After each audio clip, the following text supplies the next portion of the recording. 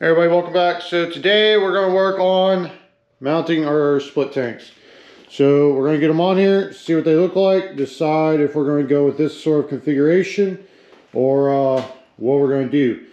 First thing we're going to do though is put the motor in. So we can put the motor in, see what the tanks look like with the motor and whatnot. And then I also want to put that 2-into-1 pipe on the motor to see what all that looks like, see if it's going to work with what we got going on, and go from there. So let's get started.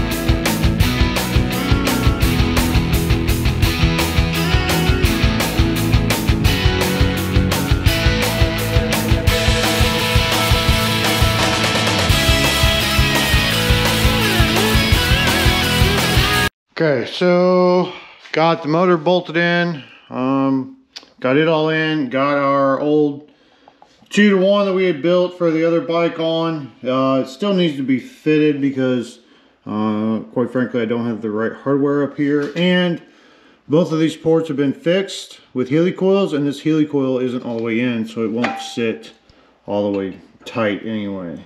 So, but the pipe definitely fits that rear leg pretty well. I'd like for it to be a little higher, so we might cut this off and shorten it. But it is the same angle, and overall, I think it'll work pretty well. We'll see how it does once we get it all together, and then maybe we'll build some new ones. Maybe something like we had on the other bike, or something entirely different.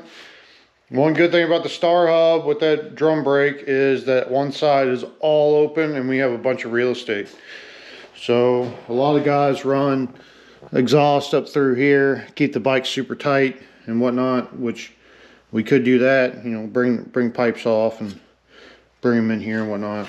But got the tanks on, and they are quite large. They are Shovelhead tanks, so it makes sense. But 3.5 gallon, and yeah. So not really keeping the bike very narrow. The tanks definitely pop out quite a bit, so it might look a little weird. So we might, I'm thinking what we'll do is maybe we will cut these, you know, just straight down here, axe these off, and bring these in, bring this so it sits a little tighter. This one's, yeah, these are aftermarket tanks anyway, so I don't really care if I cut them up. Yeah, but we can just axe this bad boy right here, bring this straight back, which will pull it to the front of the tank in. It'll give us more of a straight sides rather than these kind of bulbous sides or whatever. Kind of more similar to the sporty tank, where it's, you know, kind of straight side type deal. So it'll be something to play with, but we're definitely going to cut them up either way, because I don't want to do the mounting system this way. Like I mentioned before, I want to do a backbone down through here and have mounts on the top and have them bolt on, have the tanks bolt on the top.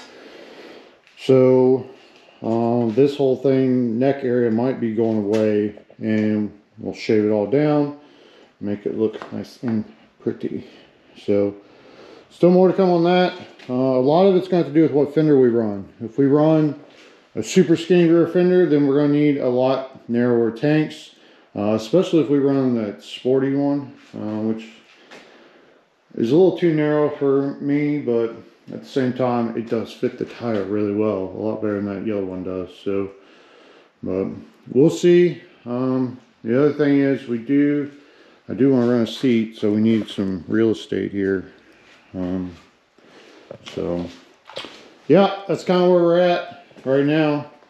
Dug these Biltwell bars out. These are the same ones that are on the Sporty, only these are for wiring and all the other crap. I got them for 50 bucks, so they were kind of too good to pass up. They're brand new, so maybe in the future if we build one that has wiring.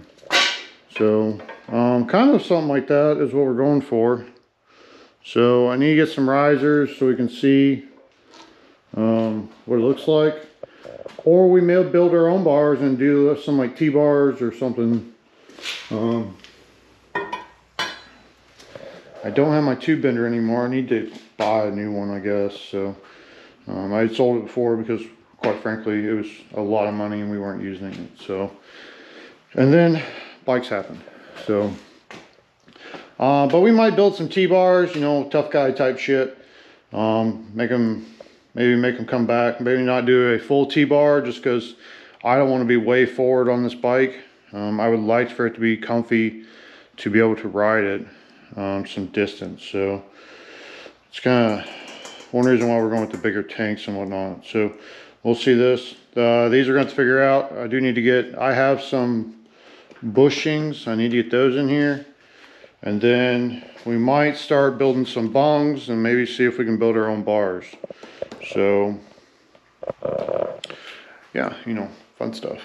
So we'll get to it and go from there. But from here on, we got a lot of fab to do. But right now, this is kind of where it's at. So I need to get it outside.